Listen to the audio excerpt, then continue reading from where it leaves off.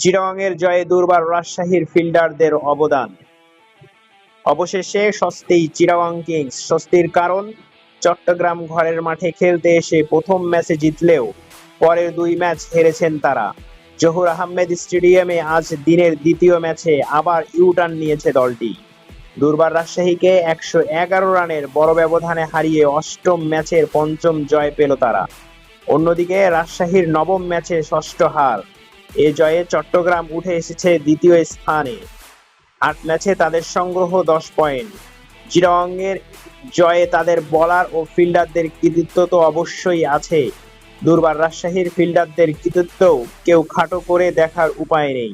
চিটাগং কিংসের ব্যাটসম্যানদের একের পর এক সহজ ক্যাচ ছেড়েছেন তারা। এক তাসকিন আহমেদের বলেই ক্যাচ পড়েছে দুটি। রাজশাহী আজ খেলতে নেমেছিল অধিনায়ক পরিবর্তনের ঘোষণা দিয়ে। আগের ম্যাচে সেঞ্চুরিয়ান এনামুল হক বিজয় শুরু থেকে নেতৃত্ব দিচ্ছিলেন দলকে, কিন্তু আজ বিকেলে ফ্র্যাঞ্চাইজির পক্ষ থেকে দেওয়া এক সংবাদ বিজ্ঞপ্তিতে জানানো হয়, চিটাগং কিংসের বিপক্ষে এ ম্যাচ থেকেই দলের অধিনায়ক তাসকিন।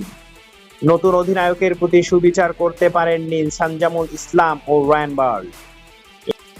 নিউজটি যদি ভালো লাগে একটি লাইক দিবেন আর চ্যানেলটি সাবস্ক্রাইব করে সাপোর্ট করবেন।